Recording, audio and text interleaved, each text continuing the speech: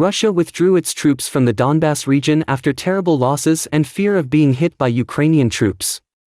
During a press conference at the Kyiv Press Center on the morning of Wednesday, April 19, Ukraine's Deputy Defense Minister Hanna Maliar said that in the past 24 hours the Ukrainian self-defense forces have repelled 30 attacks by Russian invaders on the axis.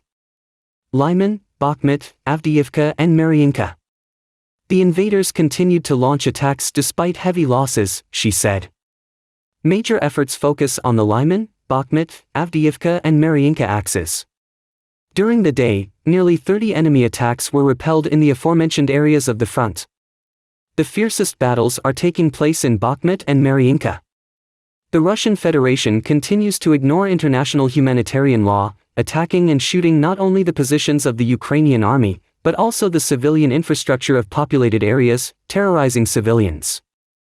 The invaders carried out 4 rocket attacks and 44 airstrikes, and carried out nearly 20 attacks with multiple launch rocket systems on Ukrainian military positions and regions. Densely populated.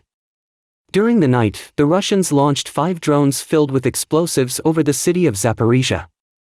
Fortunately, they were all shot down before they reached their targets. A spokesman for the Ukrainian Air Force, Colonel Yuri Ianat, said that a convoy of Russian troops trying to withdraw from the Donetsk region after significant losses was attacked by Ukrainian planes. 4 armored vehicles and 4 troop transport vehicles, 4 artillery systems were destroyed. Deputy Minister Hanna Maliar commented that Russia is withdrawing its troops from some areas in the Donbas region after huge losses. Maybe they want to focus on capturing Bakhmut city. It may also be because they fear a general counterattack by Ukrainian troops in other areas. In the past 24 hours, 470 Russian soldiers have been eliminated from the battle along with 1 tank, 11 armored vehicles, 6 artillery systems, and 4 troop transport vehicles. Overall, from February 24, 2022 to April 18, 183,130 Russian soldiers were eliminated from the battle. In addition, Ukrainian defense forces destroyed or captured 3,661 Russian tanks, 7,098 armored vehicles, 2,810 artillery systems, 538 multiple launch missile systems, 285 air defense systems, 308 combat aircraft, 293 helicopters, 2,353 tactical and combat-grade drones, 911 cruise missiles, 18 warships, 5,676 troop and fuel transport vehicles, and 330 specialized equipment. 2. Intelligence Bulletin of the UK Department of Defence Intelligence. In the latest intelligence report, the UK Department of Defence Intelligence said the following. Fierce fighting continued along the Donbas front line. However, there is a real possibility that Russia has reduced its numbers and reduced offensive operations around the city of Donetsk, most likely to redirect resources to the Bakhmut area. In Bakhmut, the forces of the Russian Ministry of Defense and Russia's Wagner Group continued to make slow progress. The line in the center of town mostly goes along the main railway line. Ukraine is generally keeping out Russian encirclement from the south along Korsunskovo Road, the old main road leading out of town to the west. For both sides, the exact sequence of any major withdrawal of units around Bakhmut became an important issue. Ukraine wanted to free up forces for a counterattack while Russia could. Desire to regenerate the combat reserve force. 3. Why can't Russia assassinate President Zelensky? Answer: 95% of the Special Forces troops were eliminated from the battle. Many brigades never returned to Russia. President Zelensky once visited the Bakhmut battlefield right when the fighting was fierce. On Tuesday, April 18, he visited Avdiivka, a city near Bakhmut and one of 2 active battlefields today. Kremlin propagandist Olga Skabieva asked, "Where is our Special Forces Spetsnaz that let him go where he wants?" London-based journalist Olivia Burke has the answer in a report titled, "Not So Special: Putin's elite special forces wiped out on Ukraine battlefield after suffering 95% casualty rate, leaked docs reveal, meaning not so special." Leaked documents reveal that Putin's elite special forces were wiped out on the battlefield in Ukraine after suffering a 95% casualty rate. According to leaked Pentagon documents, Putin's elite special forces suffered a staggering 95% casualty rate during the war in Ukraine. The formidable Spetsnaz force was extremely exhausted on the battlefield, with a number of units barely destroyed in the first weeks of the invasion. The soldiers, who had undergone about 4 years of arduous training, were reported to have suffered significant losses after being forced to assist infantry soldiers. It marks a heavy blow to Moscow, as U.S. officials say it could take up to a decade to replenish the dwindling task force. The shocking findings, reported by the Washington Post, show that Putin's plot to capture Ukraine in a few days has backfired strongly. The 100 pages of top-secret information include dangerous revelations about Ukraine's attack plans and reports that the United States has been spying on key allies. The documents also make a critical assessment of the ailing Spetsnaz units, which are often dedicated to carrying out covert operations such as assassinations and overthrowing governments of countries that are not friendly to Russia. The senseless soldiers were known for their ruthlessness, but were considerably taken down by the embarrassing leak. Top-secret U.S. intelligence since late last year shows elite troops have been ordered to support other Russian forces on the front lines. It seems that Russia's clumsy commanders didn't trust conventional fighters to get the job done, so they hastily sent in their best assets instead. But this move is said to have failed spectacularly, resulting in catastrophic losses for Spetsnaz forces. The bold claims are supported by a series of before and after satellite images showing a base used by the 22nd Separate Spetsnaz Brigade. Their appearance online prompted a national security investigation that culminated in the arrest of National Guard Jack Teixeira, 21. A photo taken in November 2021, 4 months before the start of the war, shows the headquarters in southern Russia packed with tactical vehicles. Another photograph taken a year later, several months after Spetsnaz's first deployment to Ukraine, shows a significant shortage of war weapons. U.S. intelligence said this revealed that, in just a few months, the Russian 22nd Special Spetsnaz Brigade had to return from combat operations in Ukraine in the late summer of 2022, having suffered significant losses. The Special Forces unit is reported to have maintained an estimated attrition rate of 90 to 95% during the months it was thrown into the Ukrainian battlefield. Leaked documents claim that the 346th Spetsnaz Brigade lost almost its entire brigade after the remaining 125 soldiers out of 900 were redeployed. The 25th Spetsnaz Brigade reportedly never returned to its homeland from Ukraine, possibly due to significant losses in personnel and equipment. The crushing failures of Russia's highly trained commandos are believed to have hampered Putin's ability to complete covert operations in Ukraine. U.S. experts believe that the infamous Spetsnaz units will now be considered much less intimidating as their best ones were used early on. 3 of the elite fighters, including one dubbed Agent Stalin, were killed in the battle for the besieged city of Mariupol last March. Captain Konstantin Drushkov, 33, Islam Abdurajimov, 19, and Shamil Aseldarov were reported to have been out of action by the Azov Regiment of the Ukrainian National Guard. Their belongings were found dumped on one of the captured Spetsnaz's signature Tiger armored vehicles. The death toll then increased again when Major Dmitry Toptun, who commanded a motorized battalion, was reported to have been blown up along with the armored vehicle. The top commander's armored vehicle was reportedly hit by an anti-tank missile while fighting in Izium, near Kharkiv. Airborne Commander Major Alexei Osakhin was also killed in battle, following the deaths of 17 senior Putin commanders. Rob Lee, a military expert on Russia and a senior fellow at the Institute for Foreign Policy Studies, told The Washington Post that Russia dropped the ball by hastily relying on special forces. He believed that the rapid depletion of troops and artillery changed the course of the war and effectively foiled the entire invasion.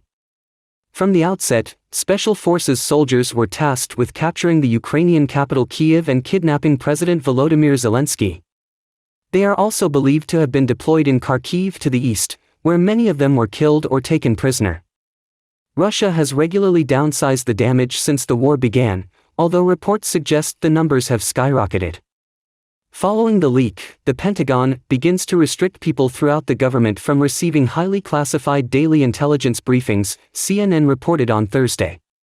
The alleged source, Teixeira, is said to be nicknamed OG and regularly posts the material on social media sites. The suspect, who has held control of the top secure internet system since 2021, faces up to 15 years in prison for each count related to the leaked documents. An alleged plot by senior Kremlin officials to sabotage Putin was also revealed in classified documents. The reported plan, which the Kremlin has denied, revolves around Putin becoming incapacitated during chemotherapy treatment. According to the documents, information about the plot to sabotage Putin is believed to have come from an unidentified Russian source with access to the inner circle of the Kremlin. 4. Zelensky visits the army in Avdiivka. On Tuesday, President Zelensky visited the Ukrainian army in Avdiivka, Donetsk region, which is one of the 4 main battlefields today. Mr. Zelensky listened to the commander's reports on the battlefield situation and presented rewards to the soldiers. I am honored to be here today, to thank you for your service, for defending our country, Ukraine, and our families, said President Zelensky. President Volodymyr Zelensky also visited a healthcare facility in the Poltava region, where wounded Ukrainian defenders are being treated. I visited one of the healthcare facilities where Ukrainian servicemen are being treated in the Poltava region. I spoke to the wounded soldiers and gave them awards, Zelensky said in his final address to the nation. The president also presented awards to representatives of the medical service of the armed forces of Ukraine. I want to thank you. You are doing a great job, which is appreciated not only by the boys and girls who are being treated here, but also by all Ukrainian citizens, the president added. President Zelensky also inspected the hospital's radiology and neurosurgery departments and observed the work of the Rehabilitation Medical Center. The president was shown the state-of-the-art equipment that helps in performing rehabilitation for the patients. 5. More NATO MiG-29s to Ukraine before counterattack, despite Russian threats. Newsweek had an article titled "More NATO MiG-29s for Ukraine ahead of counteroffensive," which means adding NATO MiG-29s to Ukraine before the counterattack. Slovakia has completed the delivery of all 13 of its MiG-29 fighters to Ukraine as NATO nations rally to support Kyiv in its defensive fight against Russia. Poland has also sent fighter jets to Ukraine, delivered 4 MiG-29s in March and last week received approval to deliver another 5 fighters. The Czech Republic and Poland have agreed to protect Slovakia's airspace until the country receives new US-made F-16 fighters in 2024.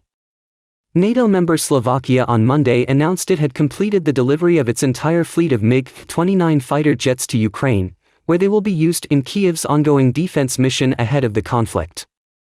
Russia's total invasion. The Slovak Ministry of Defense announced that the second and final batch of 9 Russian-made 4th-generation MiG-29 fighters have been delivered to Ukraine. Slovakia has now sent all 13 of its MiG-29 aircraft to Ukraine. Another 4 fighters were donated in March. All 13 announced MiG-29 fighters have been safely handed over to the Ukrainian armed forces. Slovakia did the right thing.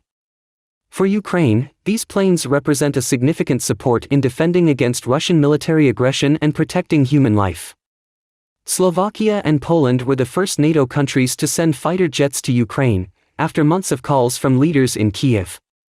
Other NATO members have so far refused to send Western-made aircraft to Ukraine for use, despite ongoing discussions over a proposed supply of US-made F-16 fighter jets. Bratislava said 4 Slovak MiGs donated in March flew back to Ukraine. How effective they are, however, is unclear. Slovak Defense Minister Jaroslav Nad said earlier this month that suspicious sabotage by Russian technicians contracted to maintain the aircraft at a Slovak airbase until the end of 2022 may have rendered the jets unable to fight. The planes can fly, but that doesn't mean they're capable of fighting, Nad said.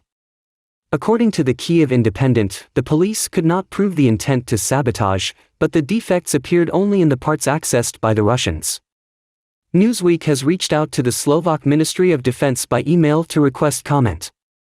Bratislava said the remaining 9 aircraft delivered this week had been transported with the utmost safety, and thanked everyone involved in this critical and demanding logistics operation.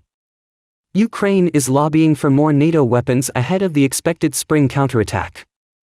If successful, the Kyiv army could liberate much of the territory held by Russia. It is unlikely that any NATO-made aircraft will be delivered in time to support the operation. Also, unlike our neighbor, these planes are useless to us, commented a former commander of the Slovak Air Force. He pointed to logistical challenges and a shortage of personnel that made the MiG-29s unsuitable for Slovakia. Poland has also delivered 4 aircraft and last week received German approval to deliver another batch of 5 fighter jets. They had to be approved by Germany because this squadron had previously belonged to Germany.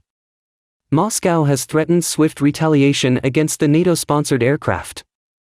This transfer of military equipment, as we have repeatedly said, cannot affect the outcome of the ongoing war, Kremlin spokesman Dmitry Peskov said in March. Of course, these devices will be destroyed, he added. Polish newspaper Dziennik Gazeta Prawna reported in January that Warsaw had supplied other MiG-29s to Ukraine under the guise of sending spare parts to repair Ukraine's existing fleet of Russian-made fighters.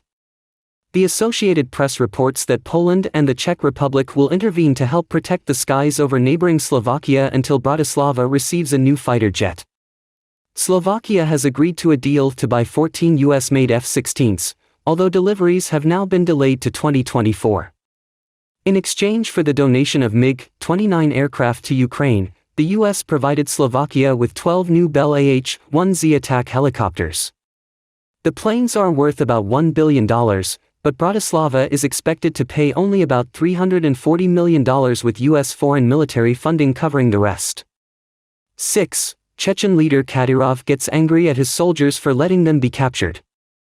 Newsweek ran an article titled "Chechen leader Kadyrov slams his own soldiers for being captured," which means Chechen leader Kadyrov is angry with his soldiers for being captured. Chechen dictator Ramzan Kadyrov refused to meet his soldiers released by Ukrainian forces after being taken prisoner, saying that a Chechen soldier has no reason to be arrested. The state news agency TASS reported that on Saturday, 5 Chechen soldiers met relatives and government officials in Grozny, the capital of Russia's southern republic, after a prisoner exchange to take Ukrainian prisoners of war. Magon Dodov, Speaker of the Chechen National Assembly, said that several Chechen soldiers were captured on December 14 and negotiations to release them had been kept secret so that our adversary could not interfere in the process, this program.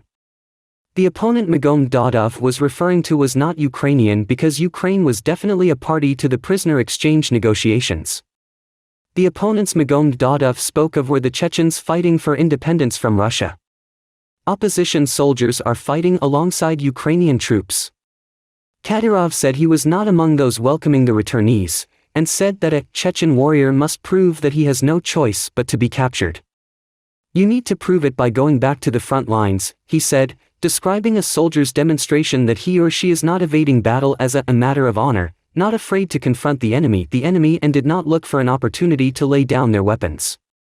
He gives the example of a Chechen soldier, Kyrgyz Muzikanov, who was wounded in battle and captured by Ukraine.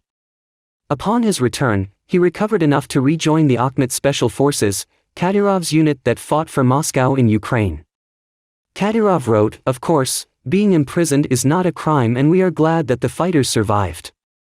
But the Chechen leader, loyal to Vladimir Putin, said that before his arrest, his soldiers had informed them that they were running low on ammunition and he suggested they should carefully search every box of ammunition.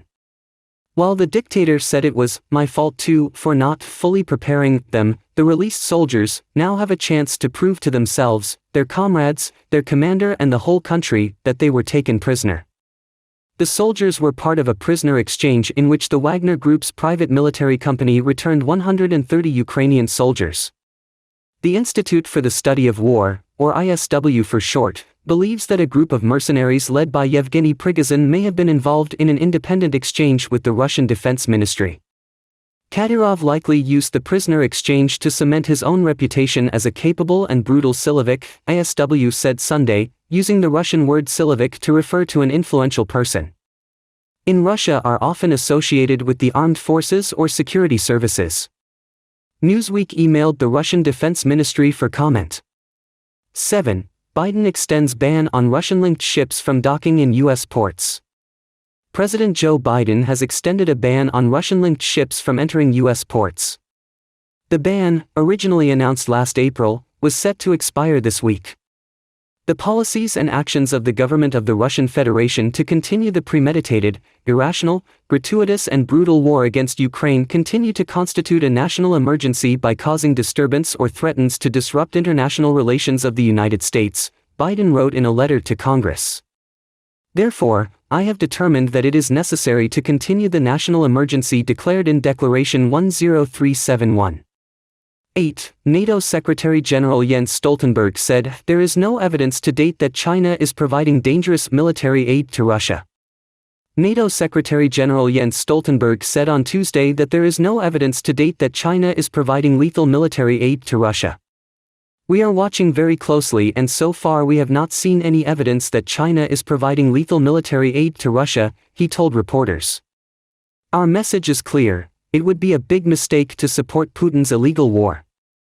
China has declared neutrality in the war in Ukraine and called for peace in the conflict. But they also refuse to condemn the Russian invasion or make any public calls for Russia to withdraw its troops." The leaders of both countries met in March. Earlier on Tuesday, the head of U.S. forces in the Indo-Pacific warned of the partnership between Russia and China, telling lawmakers it was very worrying. Hesitate. "They have no friends," Admiral John Aquilino, commander of the U.S. Indo-Pacific Command, told the House Armed Services Committee. "They determined that it would be better for them to achieve their strategic goals together. It is a worrying prospect for the world." Aquilino added that this relationship ties, directly, the issue of disinformation and propaganda. 9. U.S. will consider creative and sometimes challenging options to bring Gershkovich home. The United States will consider creative and sometimes challenging options to try to bring home detained Wall Street Journal reporter Evan Gershkovich, but the process could take a long time. Major General John Kirby, communications coordinator for the National Security Council, said, "Until an American comes home, we are always exploring and rediscovering possible options for bringing that American home." In the past, the Russians have wanted legal proceedings, which the U.S. considers illegal, to take place in court before they engage in any serious negotiations, General Kirby said, and emphasized that this process can take a long time. On Tuesday, a Russian court rejected Gershkovich's appeal to serve pretrial detention under house arrest rather than at the notorious Lefortovo prison. He will be held there until at least May 29 and faces up to 20 years in prison on espionage charges that the United States has strongly condemned. Calling Gershkovich's lack of regular consular access appalling, General Kirby said the U.S. had not heard specific concerns about the conditions of U.S. citizens' detention, but said the detentions he is inhumane. The U.S. State Department has officially designated Gershkovich wrongfully detained by Russia. "I think the starting point for our position on this, including working with the Russians, is to help the world understand what happened, which was in the first place, which never happened. It should be this way now." He stressed that U.S. officials are still figuring out exactly where all this is going in the negotiations. Last week, the president's special envoy for hostage affairs Roger Carstens said that the Russians had not yet indicated what they wanted in exchange for the release of Gershkovich.